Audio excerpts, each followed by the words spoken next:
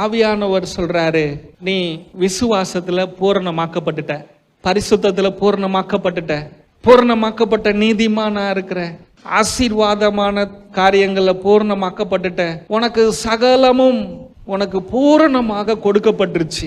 பிசாசு சொல்றான், உன் பரிசுத்தம் போதாது, உனக்கு இந்த அற்புதம் நடக்கணும்னா உனக்கு இந்த பரிசுத்தம் போதாது, உன் வாழ்க்கையில உன் வாழ்க்கை கட்டப்படணும்னா இந்த நீதி போதாது, இந்த ஜெபம் போதாது, இந்த உபவாசம் போதாது, உன்னுடைய கிரியை இன்னும் அதிகரி, உன் ஜெபம் அதிகரிக்கட்டும், இன்னும் முழங்கால் அதிகரிக்கட்டும், உபவாச நாட்களை இன்னும் கூட்டு, ஆண்டவருக்கு ஊழியம் செய்யறத இன்னும் அதிகரி.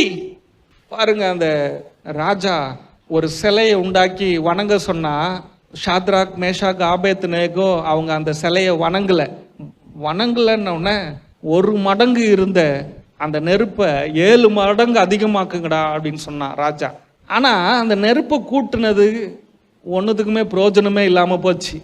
7 மடங்கு நெருப்பை கூட்டுனா தேவனுடைய பிள்ளைகள் நெருப்புக்குள்ள போனாங்க, அந்த நெருப்புக்கு எந்த வல்லமையும் இல்லை. அதே போலதாங்க நீங்க இன்னைக்கு கிரியை என்கிற அந்த நெருப்பை நீங்க என்னெல்லாம் கூட்டுறீங்களோ கூட்டுங்க, அதுல வல்லமை இல்லை.